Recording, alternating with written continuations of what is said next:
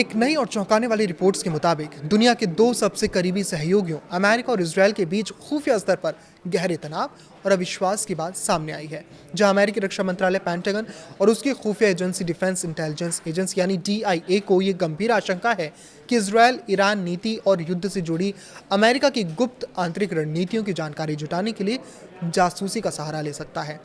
NBC news द्वारा सार्वजनिक की गई इस रिपोर्ट के मुताबिक DIA ने हाल ही में इजरायल से जुड़े खुफिया खतरे का एक नया और विस्तृत आकलन तैयार किया है, जिसके तहत इजरायल के लिए खतरे का स्तर बढ़ाकर क्रिटिकल यानी अत्यंत गंभीर कर दिया गया है।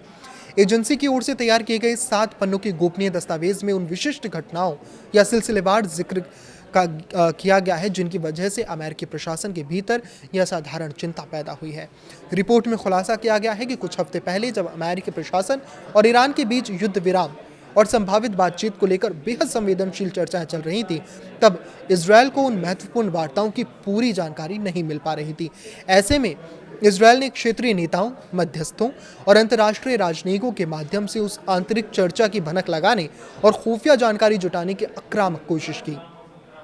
इसी संभावित खतरे को भांपते हुए अब इजरायल के आधिकारिक दौरे पर जाने वाले अमेरिकी अधिकारियों, राजनयिकों और सैन्य प्रतिनिधियों को अतिरिक्त सतर्कता बरतने और विशेष सुरक्षा उपाय अपनाने की सख्त हिदायत दी गई है, जिसके तहत वो इजरायल में रहने के दौरान केवल बर्नर फोन यानी अस्थायी और ट्रैक ना होने वाले मोबाइल और पूरी तरह से क्लीन लैपटॉप का इस्तेमाल करते हैं, ताकि उनकी संवेदनशील और व्यक्तिगत डिजिटल जानकारी पूरी तरह सुरक्षित रहे और उसे हैक ना किया जा सके। इसके अलावा ये अमेरिकी अधिकारी इजरायल के होटल के कमरों में भी किसी भी प्रकार की महत्वपूर्ण, गोपनीय या कूटनीतिक बातचीत करने में कड़ाई से बचते हैं, क्योंकि उन्हें वहां अत्याधुनिक सर्विलांस और बगिंग यानी कि रिकॉर्डिंग का डर सताता है। हालांकि इस पूरे विवाद पर व्हाइट हाउस और इजरायल दोनों ने ही आधिकारिक तौर पर कड़ा रुख अपनाते हुए जासूसी से जुड़े इन सभी दावों को पूरी तरह से खारिज कर दिया है और निराधार बताया है। वाशिंगटन स्थित इजरायली दूतावास ने स्पष्ट बयान जारी कर कहा है कि इजरायल अमेरिकी संस्थाओं या उनके सरकारी अधिकारियों के खिलाफ किसी भी तरह की जासूसी गतिविधियों में शामिल नहीं रहता। वहीं व्हाइट हाउस में एक वरिष्ठ अधिकारी ने यह भी बताया कि पूरी रिपोर्ट को तथ्यात्मक रूप से गलत बताया गया है। इसके बावजूद एक सीनियर अमेरिकी अधिकारी का मानना है कि अगर सहयोगी देशों के बीच भी एक दूसरे की टोह लेना और खुफिया जानकारी जुटाना अंतर्राष्ट्रीय राजनीति में बेहद अहम बात मानी जाती है,